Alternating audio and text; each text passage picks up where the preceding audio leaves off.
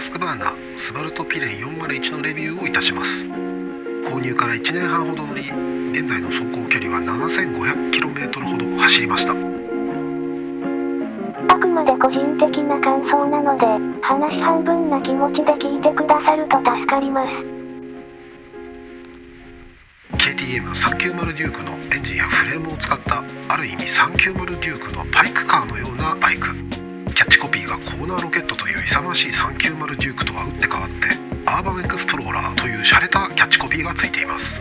2020年式スバルトピレン401はこのモデルから生産がインドとなっています。前期モデルは KTM 本国のオランダ生産となっており、現行と比べて細かな部分のデザインや仕様の変更がかなりあります。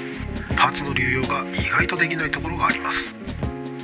バーエンドや排気系の作りが違っていて、前期と現行でスワップ不可。スリップオンマフラーを買うときは要注意。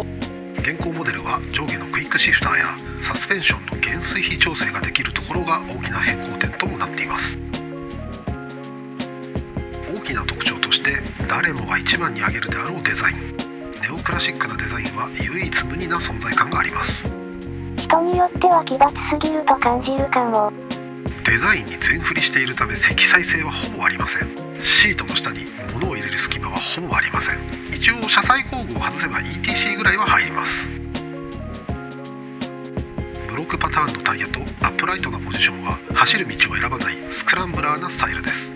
フラットなと程度ならストレスを感じることなく走れます。反面肘を張って体を起こした乗車姿勢は高速道路では風圧が厳しく結構長距離は疲れます。見た通りキャスター角は非常に起きています。クイックなハンドリングが特徴です。あまりセルフステアは効かない印象があります。コーナーを見て自然とバイクが曲がっていくという感じではなく、自分で積極的に曲げてやるというイメージが強いかなと思います。コーナー手前でしっかり前荷重を作ってあげると、リュワッと気持ちよく旋回する感じ。運転時は体ごと倒し込むよりリングアウトで股下で操る方がしっくりします。軽い車体とキャスター角が起きていることから高速時ほど直進安定性が低くバタつく印象もあります。シート高は 835mm と比較的高い部類のバイクとなります。身長170センチほどの私の場合、かかとのあるブーツを履くことでようやく両足の裏がつくぐらいです。ただ乾燥重量が 152kg と非常に軽いため、たとえ両足がつかなくても踏ん張れずに立ちこけするというようなリスクはかなり低いと思います。シートは角張ったデザインで座面はやや硬めな印象です。硬すぎるということはないですけど、柔らかくはないですね。またもものあたりが見た目ほど細くないというのも乗ってみてから気がつきました。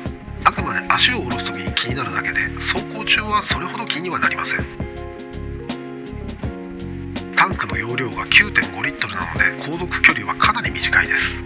燃費を気にせず走っていると街乗りで約リッター20キロぐらい、高速を使ったりストップ&ゴーが減ってくると25キロから28キロぐらいという印象です。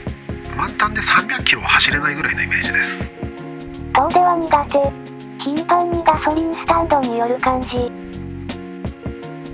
今時のバイクにしてはあまり機能的ではないと思いました。回転数の部分が光らないので夜はほぼ分かりません。回転数を気にして走っているのは鳴らしの時ぐらいだと思うので困ることはないと思います。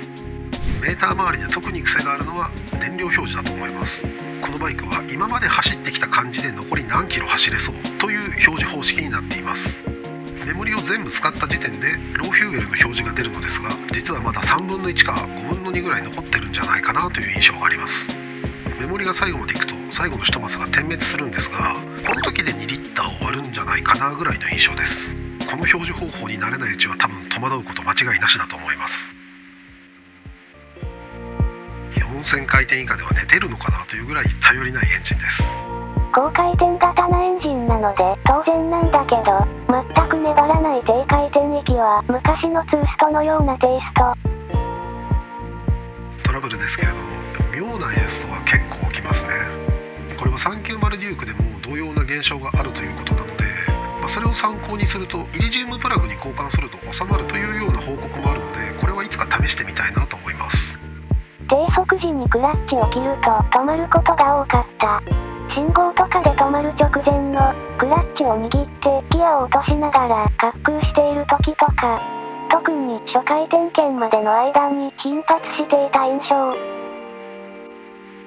個人的に思う一番の問題点はディーラーが少ないんじゃないかなということですね。案外近くにいないから諦めたっていう人は多いと思います。かくいう自分も片道1時間の隣の県で買いました。点検や整備を考えると遠いのは考えもの。デザインを含めて意外と癖が強いバイクではあるのですけれども、個人的には、それ以上に扱いやすいバイクだなと思いました。軽い車体に元気なエンジン、高い旋回性は操る楽しさ満載です。以上、ハスクバーナースバルトピレンのレビューになります。ご意見や感想などコメントもらえると幸いです。